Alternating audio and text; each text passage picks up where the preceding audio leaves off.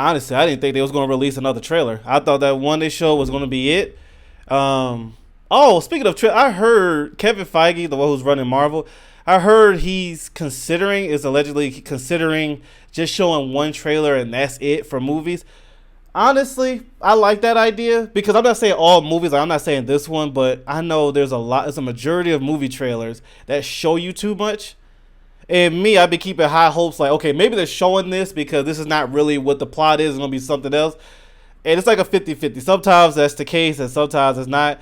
I like that idea of, especially for a movie like a superhero movie, because, for the most part, people are going to see it. They don't need to see 50 million trailers.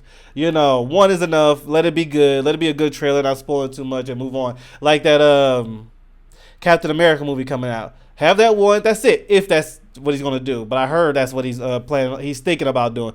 I think that's a good idea because, yes, some trailers do be spoiling too much. Do I get mad when that happens? No. So, yeah, well, I guess we'll see what Kevin Feige is going to do. But I think that would be a good idea. I understand why they want movies show multiple ones just to make sure that people are pre-ordering their tickets and stuff like that to keep them hyped. But movies like Marvel and DC, they have a huge fan base. They're going to see it regardless. Whether they see 1 or 2, 3 trailers. Like Deadpool, for example, could have showed that one trailer. What was that one? The teaser trailer where Deadpool was on the ground and you just saw the shadow of Wolverine, and people still would have went to see it.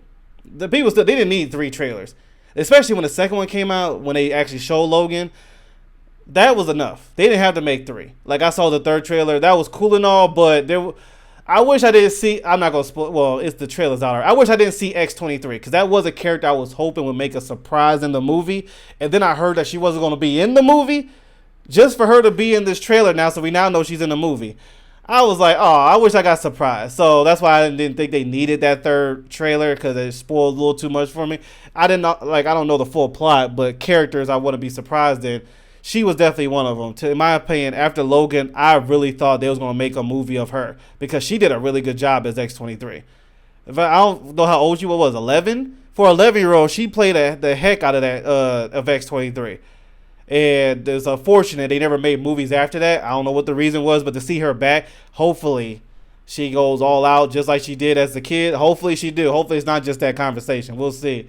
But I was disappointed that I saw it. I'm like, man, why'd y'all release another trailer? Something told me not to watch that trailer too. Like, I was telling myself, don't do it. I did it anyway, and yeah. So yeah, we'll see how that turns out. I agree though. I think it should be really short. But anyway, let's see what trailer number 2. Hopefully they make no more of this. After this trailer, that's it. No more, please. Let's see though, because to be real, I don't know what the plot looks like, and I want to keep it that way. 2 years ago, the name Arthur Fleck hit Gotham like a hurricane. The trial of the century. They believe Arthur Fleck to be some kind of martyr. Well, he's not. There's a monster.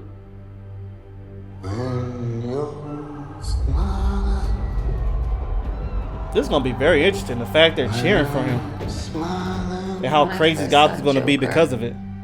When I saw you. She's an incredible actress. Both of them are incredible. For once in my life, I didn't feel so alone anymore. This one just went and took the... Oh my goodness.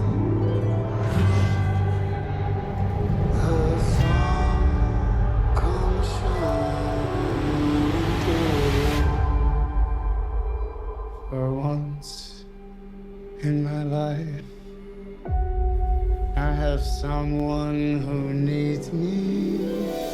How about you, Arthur? Do you still think you're a star? Showtime.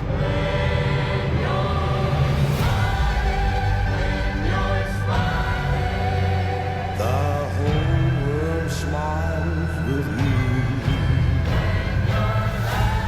You can do anything you want. The sun comes. You're Joker.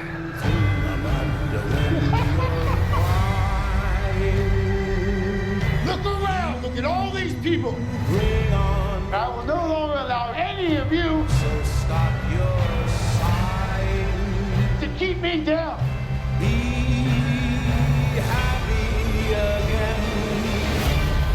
I got the sneaking suspicion that we're not giving the people what they want.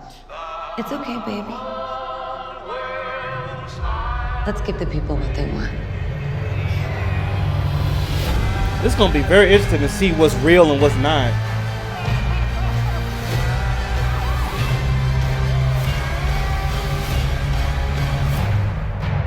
You can definitely tell some things are his imagination and some are real. Sing hallelujah. Come on, get happy. Get ready for the judgment day.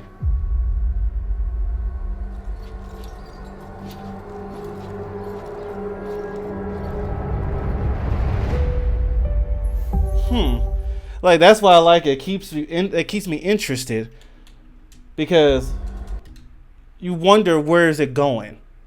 Like, something part of me is something is telling me that he's going to. I hope it doesn't get to this, but it seems like because he's a martyr for these people, that he's going to take it, like, how should I say it off of YouTube? Delete himself, or something's going to happen where he sacrifices himself and he thinks he's doing it for the people, and he's doing it for his love of Harley and for all the Joker followers and all that. But then another part of me is saying that something's going to happen. I don't know how, but something's going to happen to where him and Harley actually escape, or she helps him escape, because she's not an inmate, but she helps him escape, and they live happily ever after in their crazy world. I mean, or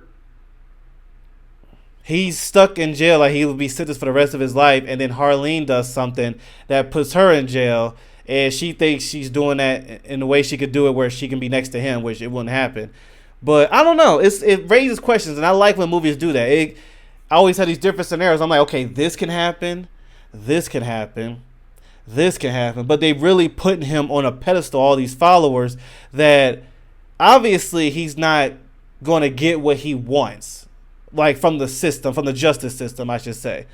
So it's like, how is he going to, like how he turned around smiling, what is he going to do to make sure his name is always known? Because you could tell he loves the attention. What is he going to do to let his name be known? Whether it's the first one, which I hope that's not the case, he sacrificed himself in a way, or, I don't know. It raises question, what is going to happen? And I love the back and forth between reality and what's real and what's not. Because like I said, you could tell some things are not real and some things are. Some things are their imagination and some are not. And I wonder, you remember how in the first Joker that the woman that he was in love with, remember in that movie, spoiler alert for those who didn't see the first one, remember how it wound up being not real and that whole love triangle was never a thing? Remember that? I wonder, is that going to be the case for Harleen? What if she's imagining all these scenarios with Joker? And Joker's just this criminal that saw her one time and thought she was beautiful but never really got to know her. And Harleen is doing that same thing with him like he did with that girl in the first one. Who knows? There's so many questions, and that's why I like it with trailers like this. Keep it that way. We don't need to see no more. Please, DC, show no more. October ain't that far. Those 2 trailers are enough. So, yeah. It raises question. It's going to be interesting. It seems very artistic. Hearing that it's going to be a musical as well, which is a different turn. I remember when I first heard it, I was like, a musical? But seeing this, it actually really worked. We'll see. But yeah, raise a lot of questions. Let me know what y'all think is going to happen. But anyway, thank y'all so much for tuning in. I'll see you later. Oh, and by the way, giving your scenarios of what you think is going to happen is not spoiling. It's just giving your thoughts. Because you don't know if it's true or not. The reason I said that was because when I did the trap reactions, 1 or 2 people didn't like that I was giving my thoughts. They was like, it's not spoiling, but close to. I'm like, well, it's not spoiling anything. It's just what I think could happen. And then when I see the movie, and we all see the movie, we can talk about it. We can see what was true and what wasn't. That's it. Giving a scenario what you think is not spoiling anything. But anyway, thank you all so much for tuning in. I'll see you later.